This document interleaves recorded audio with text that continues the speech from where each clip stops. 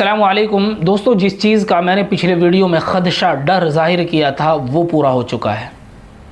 मैंने पिछले वीडियो में कहा था कि मुझे यूँ महसूस होता है कि गाज़ा की सरज़मीन का सौदा किया जा चुका है और गाज़ा की सरज़मीन का सौदा करने वाले कोई और नहीं, यही अरब हुक्मरान हैं जो ट्रंप का शहाना इस्तकबाल करते हैं अपने यहाँ बुलाकर। जब कभी ट्रंप खाड़ी देशों में जाया करते थे या अमेरिका का कोई राष्ट्रपति खाड़ी देशों में जाता तो सबसे पहले वो जाते थे इज़राइल।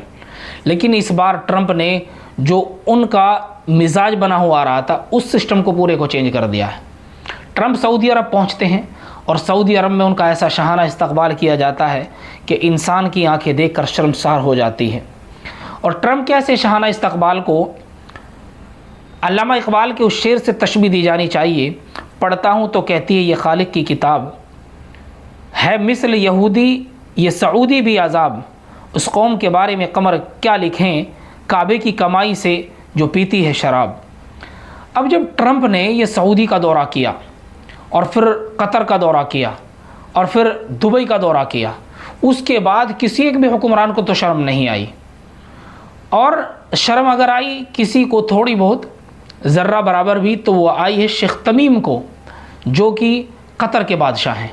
ट्रंप जैसे ही खाड़ी देशों से वापस लौटते हैं तो अमेरिका जाते ही जो बयान जारी करते हैं जिसका हमें डर था वही हो गया। ट्रंप ने अमेरिका जाते ही फ़ौरन सबसे पहले जो बयान दिया है वो ये है, गाज़ा के पुनर्निर्माण के लिए एक योजना प्रस्तावित हमने की थी जिसमें उन्होंने मिस्र और जॉर्डन जैसे पड़ोसी अरब देशों से फ़लस्तीन के लोगों को अपने देशों में शिफ्ट करने की बात कही। इसे गाज़ा की सफाई क्लीन चिट जैसे शब्द के साथ प्रस्तुत किया गया, जिसे अरब देशों और फ़लस्तीनी प्राधिकरण ने स्वीकार कर दिया। इस प्रस्ताव से कई विशेषज्ञों ने दूसरा नकबा 1948 की तबाही से जोड़ा, जिसे अरब देशों ने अपमानजनक और क्षेत्रीय स्थिरता के लिए ख़तरनाक माना है। सऊदी अरब, मिस्र, जॉर्डन, कतर, यूएई और अरब लीग ने संयुक्त बयान में इसकी आलोचना की है, ये कहते हुए कि यह शांति की संभावनाओं को कमज़ोर करता है। मुझे आज वो शेर याद आया जिस शेर को बहुत सारे लोग हमेशा सुना करते हैं और कहा करते हैं, बेचकर तलवारें मुसल्ले ख़रीद लिए तुमने, बेचकर तलवारें मुसल्ले ख़रीद लिए तुमने, बेटियां लुटती रही और तुम शोर मचाते रहे। आज फिर वही हो रहा है। जब अरब हुक्मरान उनकी गैरत मर चुकी है, ट्रंप जब कतर के दौरे पर था तो कतर के बादशाह शेख तमीम की बीवी ने उनका हाथ पकड़ने की कोशिश की, वीडियो में साफ दिखाई दे रहा है। मगर उसके बाद जब दुबई पहुंचते हैं तो दुबई के बादशाह ने तो कमाल ही कर दिया कि वहाँ पे 12 से 18 साल के बीच की जवान बच्चियाँ अपने सर के बालों को हिलाकर ट्रंप का इस्तकबाल करती है। और ज़रा बराबर भी इस बयान के बाद अगर किसी को शर्म आई है तो वो कोई और नहीं, वो शेख तमीम है। शेख तमीम अपने बयान में साफ कहते हैं कि ट्रंप से ज़्यादा तो हमारे ऊँट जो है, ऊँट वो शर्म वाले हैं। तो मुझे ये बात समझ नहीं आती है कि अगर ट्रंप से ज़्यादा उनके ऊँट शर्म वाले हैं तो फिर भाई आपको कितनी शर्म है। पहले आप ये वीडियो देखिए कि शेख तमीम ने वीडियो में क्या कहा है। जिन लोगों को उर्दू नहीं आती उनके लिए मैं बाद में बोल कर भी ये वीडियो लगाता हूँ। पहले आप ये वीडियो देखिए। Trump is a downright robber, and inviting him to the Middle East was a colossal mistake. We thought he'd come to negotiate cooperation, but all he wanted was to make deals without putting up a single cent of capital. And to think I gifted him $400 million, Boeing 747-8 jet. We welcomed him with the grandest of courtesies, yet even the camels of the desert have more dignity than this man. He talks of historic partnerships with his lips, but his greedy eyes are fixed solely on our natural gas reserves and bank accounts. The first thing he did was demand we invest in his tacky hotel sand. Then he had the audacity to hint that refusing would mean reconsidering the US military bases. By God, since when is this diplomacy? He's worse than a bizarre vendor haggling over prices. At least they offer goods in exchange. Now I see his so-called art of the deal is just sleight of hand to take what he wants for nothing. May Allah guide the American people to elect someone who at least knows the meaning of shame next time. अब जब आपने इनका ये बयान सुन लिया तो मैं एक बार आपको बोलकर भी बता देता हूँ कि आखिर शेख तमीम ने क्या कहा है। शेख तमीम कह रहे हैं ट्रंप एक खुला डाकू है और उसे मशरिक़ वस्ता में बुलाना हमारी एक बहुत बड़ी भूल थी। हम समझे वो इश्तराक के लिए आएगा, अच्छा मगर वो तो सिर्फ सौदाबाजी करने के लिए आया है। तो आपको नहीं मालूम था कि वो सौदाबाजी करने के लिए आ रहा है या इश्तराक के लिए आ रहा है, बग़ैर एक पैसा लगाए। और ये सोच कर हैरत होती है कि मैंने उसे $400 मिलियन का बोइंग 747 तैयारा तोहफे में दे दिया। कमाल है, हैरत होती है। हमने उसका निहायत शाहाना इस्तकबाल किया, लेकिन फिर भी आप उसे इम्प्रेस ना कर सके।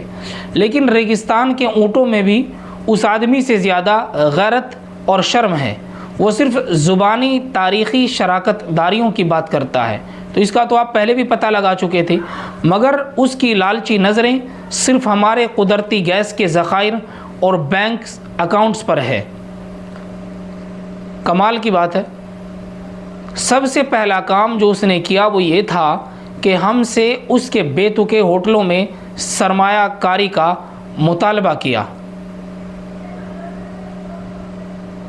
फिर उसने एक बेशर्मी से इशारा दिया कि इनकार करने का मतलब अमेरिकी फ़ौजी अड्डों पर नज़रसानी होगा। खुदा की कसम कब से ये सफारतकारी बन गई। वो तो बाज़ार के किसी मामूली दुकानदार से भी बदतर है जो कीमत पर सौदेबाजी कर रहा है। कम अज़ कम वो कुछ सामान तो देते हैं। अब मैं समझा कि उसका मशहूर आर्ट ऑफ विडेल सिर्फ एक चालाकी है। चलो आपकी समझ में आ गई है बात भी कि वो बग़ैर कुछ दिए सब कुछ ले जाएगा। अल्लाह अमेरिकी आवाम को हिदायत दे कि अगली बार ऐसे शख्स को मुंतखब करे जिसे कम अज़ कम शर्म का मतलब मालूम हो। कमाल नहीं हो गए कि अब ये लोग रो रहे हैं जब इन्होंने 4-4 हज़ार करोड़ तो ऐसे गिफ्ट में दे दिए। अगर आप वो पैसा फ़लस्तीन की, गाज़ा की गरीब आवाम के लिए इस्तेमाल करते तो शायद लोग भूख से न मरते। वो पैसा जो तुमने कमाया है उस पैसे को तुम उस शख्स को तोहफे में दे रहे हो, तो गाज़ा के पुनर्निर्माण की जो बात कर रहा है। और फिर उससे बड़े कमाल की बात यह है कि उर्दन की शहज़ादी कहती हैं कि हमसे 1 घंटे की मसाफत पर, 1 घंटे की दूरी पर 20 लाख लोग यानी 2 मिलियन लोग भूख से मर रहे हैं। और अगर हम कुछ इमदाद भेजना चाहते हैं तो हमसे हवाई जो सिस्टम होता है सामान पहुंचाने वाला, वो एक तैयारा हमसे $4 लाख मांग रहा है किराए का। सबसे ज़्यादा उर्दन की ये शहज़ादी रो रही है और ये कहते हुए ये रो रही है कि हमसे सिर्फ 1 घंटे की दूरी पर, और फिर रोने लगती है। क्यों रो रहे हैं आप? क्योंकि आपने वो शेर जो है कि बेचकर तलवारें मुसल्ले ख़रीद लिए तुमने और उम्मत लुटती रहे और तुम शोर मचाते रहे। ऐसा ही हुआ ना कि उम्मत लुट रही है और ये शोर मचा रहे हैं कि 20 लाख लोग जानबूझकर भूखे मारे जा रहे हैं, और फिर रो रही है। अगर इसी तरह से ये रो रही है तो इसको पता भी होना चाहिए कि हाँ, उनको भूखे मारने में किसी और का हाथ नहीं, वो तमाम अरब हुक्मरानों का है। कोई एक अरब नहीं, तमाम अरब हुक्मरानों का, जितनी भी अरबी कंट्रियाँ हैं। एक और तो वो लोग हैं कि जिनके पास ना तो सेहत है, ना उनके पास रोटी है और ना उनके पास दवाइयाँ हैं, कि उनकी सेहत की देखभाल करने वाले कारकुन जो डॉक्टर्स हैं उनको भी अगवा करके कत्ल किया जा रहा है। ज़रा 1 मिनट सोचिए, मुझे इसकी उम्मीद नहीं थी। ये कहते हुए उर्दन की शहज़ादी दीना मीर फिर रो पड़ती है और वो कहती है कि एक एम्बुलेंस को निशाना बनाया गया और हमारे निकात को बेहुदा समझा गया। सब के निकात को बेहुदा ही समझा जा रहा है। खामोशी से तुम देखते रहो तमाशा जब तक कि गाज़ा को मुकम्मल तबाह बर्बाद नहीं कर दिया जाता और वहाँ पर फ़लस्तीन अपना फ़लस्तीन को ख़त्म करके इज़राइल अपना पूरा ख्वाब ना कर ले, ग्रेटर इज़राइल ना बना ले। वीडियो अच्छा लगे तो दोस्तों को ज़रूर शेयर करें और कमेंट करके ज़रूर बताना कि अरब हुक्मरानों को कोई शर्म आ सकती है या नहीं। मिलते हैं फिर अपनी अगली किसी नई वीडियो में।